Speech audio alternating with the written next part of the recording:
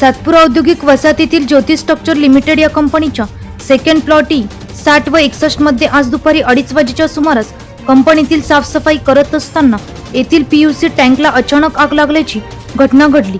दरम्यान ही आग विझवण्यासाठी ABB कंपनीतूनच आपल्या अग्निशमन यंत्राने आग विझवण्याचे पहिले प्रयत्न केले। याच वेळी मनपा सातपूर अग्निशमन विभागाच्या वाहनांनीही आग विझवण्यासाठी आटोकाट प्रयत्न केले। तब्बल तासभर या PUC टँक मधील आग धुमसत होती। कंपनीतील मागील बाजूच्या साईडला असलेल्या PUC टँकला आग लागल्याने तब्बल तासभर आगीचे लोळ तसेच धुराचे प्रचंड मोठे लोट आकाशात दिसत होते। तर आजूबाजूच्या कारखान्यातील कर्मचाऱ्यांसह परिसरातील नागरिकांनी आग बघण्यासाठी मोठी गर्दी केली होती।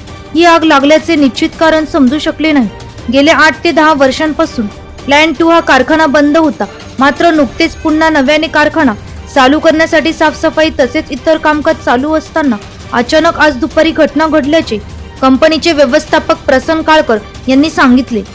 शक्यतो काहीतरी आग लाग काहीतरी झालं असेल, ते कामगार काम करत होते, ते कशामुळे लागले असेल। आम्ही आमच्या दुसऱ्या प्लॅनमध्ये काम करत होतो, इथं सगळं मेंटेनन्सचं काम चालू आहे सध्या।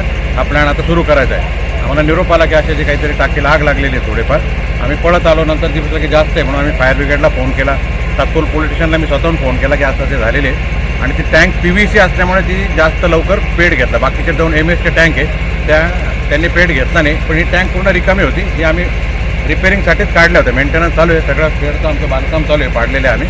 तर ती आता गवत वगैरे काढताना मे बी कामगार एखादा बिडी पित असेल, काय माहिती नाही कशामुळे झालं, तर ते लोकांना विचारून घेऊ। पण पहिले आग आटोक्यात आणणं आमचं प्रायोरिटी आहे। ते आम्ही आता कोणी जखमी वगैरे नाही, जखमी नाही, कोणी झाले नाही, कोणाला काही कुठली इजा नाही, असं नुकसानही काही झालं नाही। ऑलरेडी टँक स्क्रॅपच होत्या।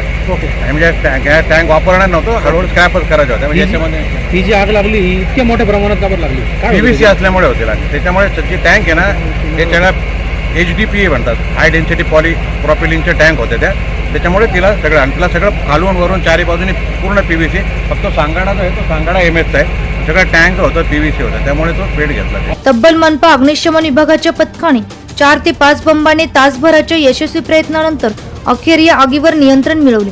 सातपूर पोलिसांचे पथकही घटनास्थळी उपस्थित होते। एनसीएन न्यूज साठी प्रतिनिधी सुनील पगारे, सातपूर।